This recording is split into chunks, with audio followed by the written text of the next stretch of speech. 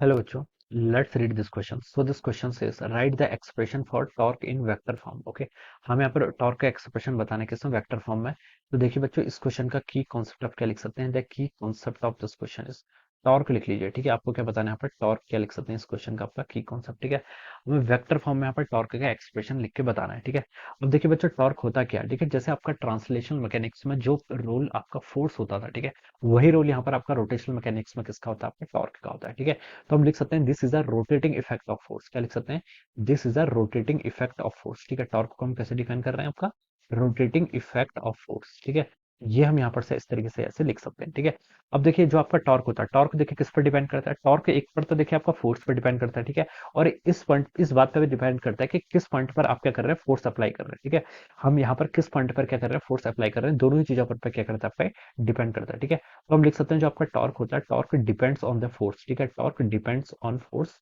ठीक है, depends on force as well as point of application. ठीक है, क्या लिख सकते हैं? As well as point of application. ठीक है, किस पॉइंट ऑफ एप्लीकेशन पर आप क्या कर रहे हैं? Point of application. ठीक है, ये भी आपका क्या आता है? ये आपका टॉर्क को हम ऐसे इस तरीके से क्या करते हैं? आपका डिफाइन करते हैं। ठीक है, अब देखिए बच्चों, मान लीजिए आपके पास कोई एक्सटेंडेड बॉडी है। ठीक है, कोई आपके पास मान लीजिए कोई ऐसे एक्सटेंडेड बॉडी है। ठीक है, ये आपकी कोई एक्सटेंडेड बॉडी है। ठीक है, अब मान लीजिए इसके इस पॉइंट पर मान लीजिए हम क्या, एक पॉइंट के अबाउट देख लेते हैं पहले। ठीक है, ये आपका क्या फोर्स है? ठीक है, ये हम क्या कर रहे हैं? यहाँ पर से फोर्स अप्लाई कर रहे हैं। ठीक है, अब देखिए मुझे इस पॉइंट के ओ के अबाउट क्या करना है? इस पर टॉर्क क्या करना है? कैलकुलेट करके बताना है। ठीक है, तो देखिए मैं क्या करूंगा? यहाँ से एक पोजिशन वेक्टर क्या करूंगा? ड्रॉ करूंगा, जिसका ये टेल होगी और ये हेड होगा। ठीक है, ये आपका इस तरीके से बता सकता हूँ, this is my r vector. ये क्या हो जाएगा? हमारा आई आर वेक्टर। ठीक है, और टॉर्क को देखिए हम डिफाइन करते हैं, torque is define as the r vector cross f vector. इस तरीके से हम क्या करते हैं? आपका टॉर्क का जो डेफिनेशन होती है वो क्या होती है? आपकी r vector cross f vector से क्या करते हैं? उसको डिफाइन करते हैं। इसको हम लिख सकते हैं, देखिए आर क्रॉस एफ को ओपन करेंगे तो कितना होगा? देखिए ए क्रॉस भी आपका क्या क्रॉस प्रोडक्ट है। इसको हम simply R F sine theta लिख सकते हैं। क्या लिख सकते हैं? आपका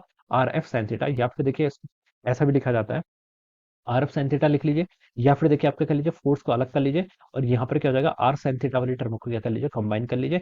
इसको हम लिख सकते हैं आप आर साइन थीटा क्या हो जाएगा? देखिए थीटा, देखिए पहले यहाँ पर है क्या? पहले हम देखते हैं यहाँ पर थीटा क्या है। ठीक है, थीटा है आपका एंगल है which is the between r and f vector. ठीक है, अब देखिए आर वेक्टर के यहाँ पर आप दो कंपोनेंट ले लीजिए, आर वेक्टर के क्या ले लीजिए? यहाँ से दो कंपोनेंट। ठीक है, एक आर का कंपोनेंट देखिए ये आएगा, इस कंपोनेंट को हम क्या बोलेंगे? देखिए ये वाला जो कंपोनेंट है आपका, ठीक है, ये आपका आर साइन थीटा हो जाएगा और ये वाला कंपोनेंट कितना हो जाएगा? आपका आर कॉस थीटा। ठीक है, ये लिख सकते हैं। ठीक है, तो ये वाला कंपोनेंट बच्चों क्या आपका, ये वाला कंपोनेंट आपका आर साइन थीटा के इक्वल है। ठीक है, ये कंपोनेंट आपका आर साइन थीटा। तो देखिए अगर मैं पॉइंट ऑफ एप्लीकेशन को यहाँ पर बैकवर्ड डायरेक्शन में प्रोड्यूस कर दूं, ठीक है, तो मैं बता सकता हूँ ये आर साइन थीटा, तो ये कंपोनेंट भी कितना होना चाहिए? आपका आर साइन थीटा के इक्वल होना चाहिए। ठीक है, तो पॉइंट ऑफ एप्लीकेशन को अगर हम बैकवर्ड डायरेक्शन में प्रोड्यूस कर दें और यहाँ से जो आपकी परपेंडिकुलर डिस्टेंस आती है, ठीक है, इसी को हम क्या से लिख सकते हैं? F into r sine theta को क्या लिख सकते हैं? R perpendicular.